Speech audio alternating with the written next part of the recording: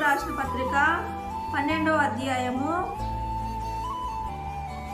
18వ వచనం చదువుకుందాం. శక్యమైతే మీ చేతనైనంత మట్టుకు సమస్త మనుషులతోనూ సమాధానంగా ఉండడి.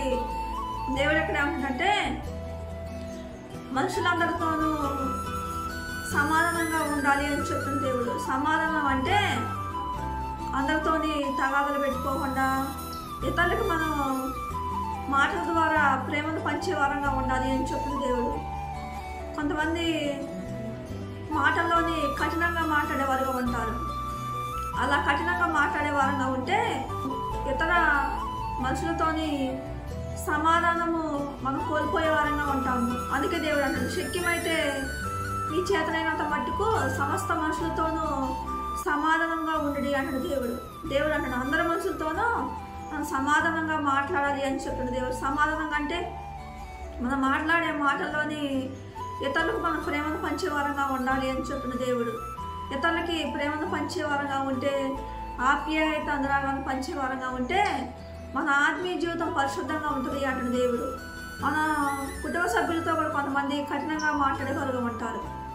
బంధువులతోని, స్నేహితులతోని, ఇరుగు పొరుగు వారితోని, అన్నదమ్ములతోని, అక్కచెల్లెలతోని, భార్యలతోని, భర్తలతోని, తల్లిదండ్రులతోని, పిల్లలతోని, ఇరుగు పొరుగు వారితోని కఠినంగా మాట్లాడేవారుగా ఉంటారు. అలా కఠినంగా మాట్లాడటం వల్ల మన ఆత్మీయ జీవితం పాడైపోద్ది అంటున్న దేవుడు. మనము దేవునికి దూరం అయిపోయే వారంగా ఉంటామంటున్న దేవుడు. అందుకే దేవుడు అంటాడు సమస్త మనుషులతోనూ సమాధానంగా ఉండడి అంటున్న దేవుడు. ఇతరులతోని ప్రేమగా మాట్లాడటం వల్ల, ఆప్యాయంగా పలకరించడం వల్ల, ఇతర మనుషులతోని సమాధానంగా మాట్లాడటం వల్ల, వారికి మాటల ద్వారా ప్రేమ, ఆప్యాయతను పంచడం వల్ల ఇతరులు మనం సంతోషపెట్టే వారంగా ఉంటాం. మన ఆత్మీయ జీవితం కూడా పరిశుద్ధంగా ఉంటుంది అంటే దేవుడు. దేవుని కూడా సంతోషపెట్టే వారంగా ఉంటాం. మనం ఇతర వ్యక్తులతోని, మన కుటుంబ సభ్యులతో కానీ, మన బంధువులతో కానీ, మన స్నేహితులతో కానీ, మన ఇరుగు పొరుగు వారితోని మనం కఠినంగా మాట్లాడే వారంగా ఉంటే మన ఆత్మీయ జీవితం పాడైపోద్ది. ఇతరులు కూడా బాధ పెట్టే వారంగా ఉంటాం. ఆ మాటలను బట్టి వారు దుఃఖించేవారుగా ఉంటారు. దేవుడు కూడా బాధపడేవాడుగా ఉంటాడు. అందుకే దేవుడు అంటాడు సమస్త మనుషులతో మీరు సమాధానంగా ఉండడి అంటున్న దేవుడు. ఇతరులకి మాటల ద్వారా ప్రేమ, ఆప్యాయత, అనురాగాన్ని పంచేవారుగా ఉండండి అంటున్న దేవుడు. సమాధానాన్ని కోల్పోవద్దు అంటున్న దేవుడు. కఠినంగా ఇతర మనుషులతో కఠినంగా మాట్లాడే వారంగా ఉంటే సమాధానాన్ని కోల్పోయే వారంగా మనం ఉంటాము. మనలోని ఇతర వ్యక్తుల మీద కుళ్ళు, స్వార్థం, అసూయ, కక్షలు, కోపాలు, మనలోని పొగరు, గర్వం, అహంకారం ఉన్నప్పుడు, స్వప్రయోజనాన్ని విచారించుకునే మనసు మనలో ఉన్నప్పుడు, ఇతరులకి కీడు చేసే మనసు మనలో ఉన్నప్పుడు, ఇతరులకి హాని చేసే మనసు మనలో ఉన్నప్పుడు ఇతరులతో సమాధానకరంగా మనం మాట్లాడలేము. మన నోటి మాటల ద్వారా ఇతరులకు ప్రేమ, ఆప్యాయత, అనురాగాన్ని మనం పంచలేము అంటున్న దేవుడు. వారితోని సమాధానకరంగా మనం మాట్లాడలేము అంటున్న దేవుడు. ఇతర వ్యక్తుల మీద మనలోని కుళ్ళు కానీ, స్వార్థం కానీ, అసూయ కానీ, కక్షలు కానీ, కోపాలు లేకుండా ఉన్నప్పుడు, అహంకారం, పొగరు, గర్వం మనలో లేకుండా ఉన్నప్పుడు, ఇతరులకు కీడు చేసే మనసు, ఇతరులకు హాని చేసే మనసు మనలో లేకుండా ఉన్నప్పుడు మనం ఇతరులకి ప్రేమను పంచేవారంగా ఉంటాం. ఇతరులతో ప్రేమగా మాట్లాడే వారంగా మనం ఉంటాం. రోమిలికి రాసిన పత్రిక 12వ అధ్యాయము 18వ వచనం చదువుకుందాం. శక్యమైతే మీ చేతనైనంత మట్టుకు సమస్త మనుషులతోనూ సమాధానంగా ఉండడి. దేవుడు ఇక్కడ అంటున్నట్టు ప్రతి ఒక్క మనిషితోని సమాధానకరంగా మనం మాట్లాడే వారంగా ఉండాలి అని చెప్పిన దేవుడు. సమాధానంగా ఉండాలి అని చెప్పిన దేవుడు.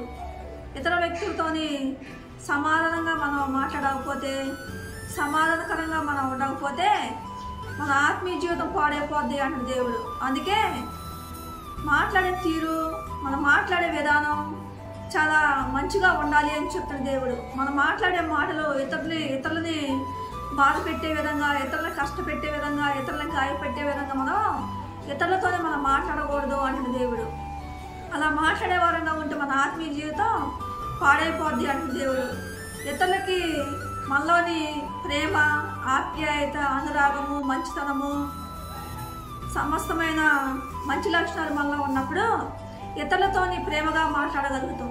ఇతరులకు మాటల ద్వారా ఆప్యాయత, అనురాగాన్ని, ప్రేమను మన మాటల ద్వారా పంచగలుగుతాం. మనలోని కుళ్ళు ఉన్నప్పుడు, స్వార్థం ఉన్నప్పుడు, అసూయ ఉన్నప్పుడు, కక్షలు ఉన్నప్పుడు, ద్వేషాలు ఉన్నప్పుడు, కక్షలు తీర్చుకునే మనసు మనలో ఉన్నప్పుడు, ఇతరులకు హాని చేసే మనసు, ఇతరులకు కీడు చేసే మనసు మనలో ఉన్నప్పుడు ఇతరులకి ప్రేమను పంచలేము అంటాడు దేవుడు. మన మాటల ద్వారా ఇతరులతోని ప్రేమగా మాట్లాడలేము అంటాడు దేవుడు. ఇతరులను ప్రేమగా పలకరించలేము అంటాడు దేవుడు. మనలోని మంచితనము అనే లక్షణాలు మనలో ఉన్నప్పుడు ఇతరులతోని ప్రేమగా మాట్లాడగలుగుతాం, ప్రేమగా పలకరించగలుగుతాం. మనలోని అనేక రకమైన చెడు లక్షణాలు మనలో ఉన్నట్లయితే ఇతరులకు మన నోటి మాటల ద్వారా ప్రేమను పంచలేము అంటాడు దేవుడు. అందుకే దేవుడు అంటున్నాగా మనం ఉండకూడదు అంటాడు దేవుడు. మనము ఇతరులతోని సమాధానకరంగా మనం మాట్లాడినప్పుడు, ప్రేమగా ఆప్యాయంగా ఇతరులను పలకరించినప్పుడు ఇతరులకి సంతోషంగా ఉంటుంది, మనకు కూడా సంతోషంగా ఉంటుంది, మన ఆత్మీయ జీవితం కూడా పరిశుద్ధంగా ఉంటుంది. దేవుడు కూడా సంతోషించేవాడిగా ఉంటాడు మనల్ని చూసి. ఇతరులతో మనం కఠినంగా మాట్లాడేవారంగా ఉంటే మన ఆత్మీయ జీవితం పరిశుద్ధంగా ఉండదు, మన ఆత్మీయ జీవితం పాడైపోద్ది. ఇతరులను కూడా బాధ పెట్టేవారంగా, కష్టపెట్టేవారంగా, గాయపెట్టేవారంగా ఉంటాం.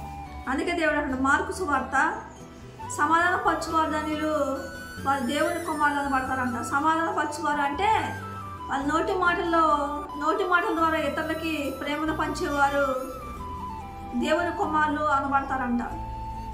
వారు మంచివారు అనబడతారంట. అందుకే ఇతరులతో మాట్లాడేటప్పుడు చాలా జాగ్రత్తగా, కఠినంగా మాట్లాడకుండా మన నోటి మాట ద్వారా ఇతరులకు మనం ప్రేమను పంచేవారంగా ఉండాలి అని చెప్తున్న దేవుడు. దేవుడు ఎక్కడ ఏమంటాడు? సమాధానకరంగా ఉండటం మంచిది అంటాడు దేవుడు.